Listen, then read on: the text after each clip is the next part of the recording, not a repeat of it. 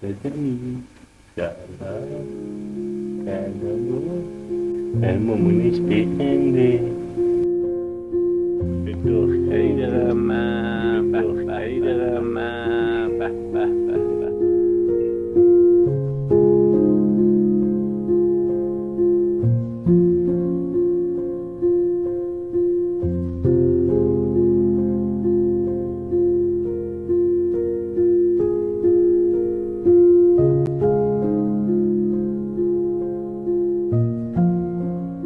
بعد از رفتن بابا به خودم اومدم دیدم هر روز سر جای همیشگیش میشینم، میخوابم، غذا میخورم و هیچ کاری نمیکنم. بی‌حوصله، کلافه، دلتنگ و پر از حسرت. همیشه بزرگترین ترسم از دست دادن آدم‌های مهم زندگیم بود و حالا به زور دست سرنوشت باهاش روبرو شدم. هیچ تصوری نداشتم. هیچ کاری از دستم بر نمی اومد و نمیاد. هیچ چاره‌ای پیدا نمی کنم برای تسکین دردم.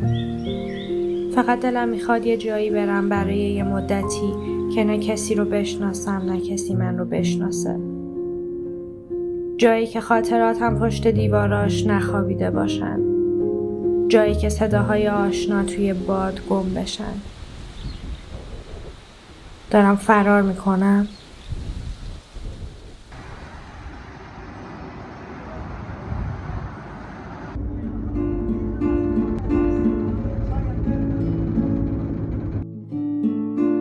دلم تنهایی میخواد. نه از اون تنهاییایی که آدمو میخوره. از اونایی که آروم آروم مثل آفتاب صبح روحتو گرم کنه. دلم میخواد بشینم روبروی خودم بدون نقاب و بدون دروغ فقط نگاهش کنم. شاید این بار بتونم بدون قضاوت ببینمش یا بفهممش. بغلش کنم و بگم بیا این تویی. شاید اون موقع یکم سبکتر بشم، یکم زنده تر. و شاید یک روز وقتی برگشتم بتونم دوباره از همون جاهایی که شکستم یه چیز قشنگتر بسازم.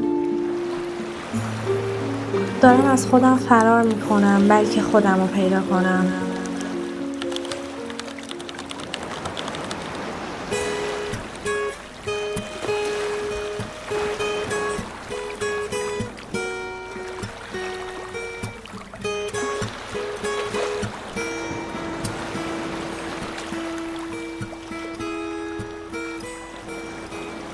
رفتم جنوب. برای اولین بار تنها.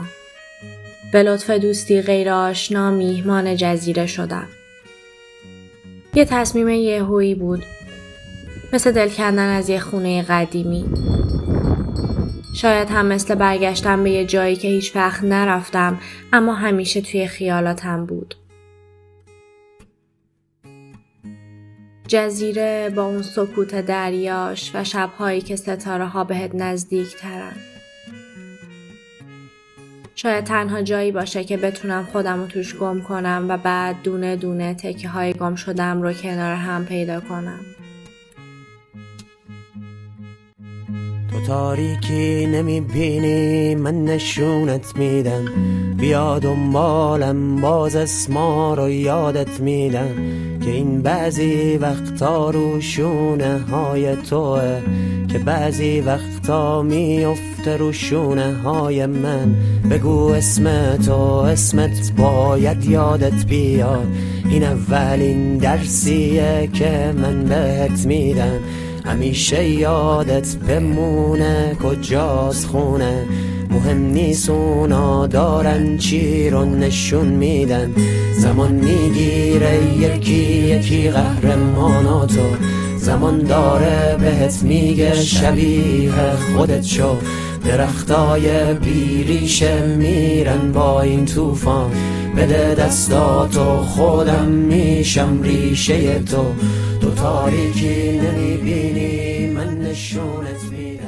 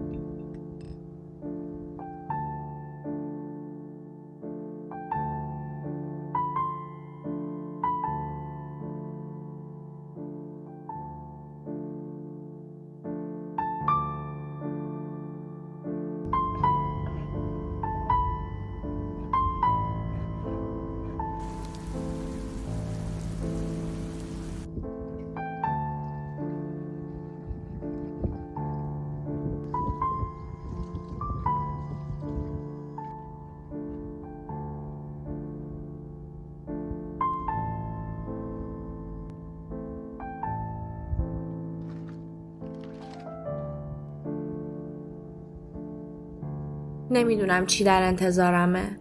شاید سخت باشه. شاید دلتنگی بدتر شه. شاید هم یه جور تازه‌ای آرامش پیدا کنم. ولی حس میکنم لازمش دارم. یه تجربه عجیب، یه شروع بدون نقشه و بدون توقع. میخوام با خودم رو راست باشم. شبها با صدای موج دریا بخوابم و صبحها با نور آفتاب روی صورتم بیدار شم.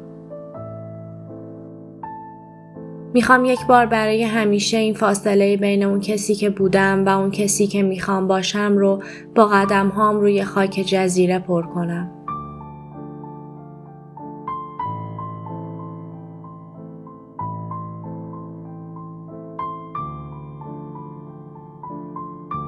و شاید وقتی برگردم دیگه اون آدم همیشگی نباشم.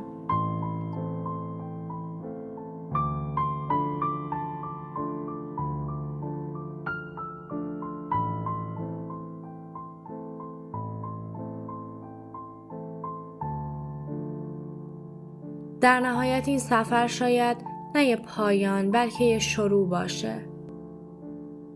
شروعی برای پیدا کردن اون چیزی که بعد از رفتن بابا درونم گم شد.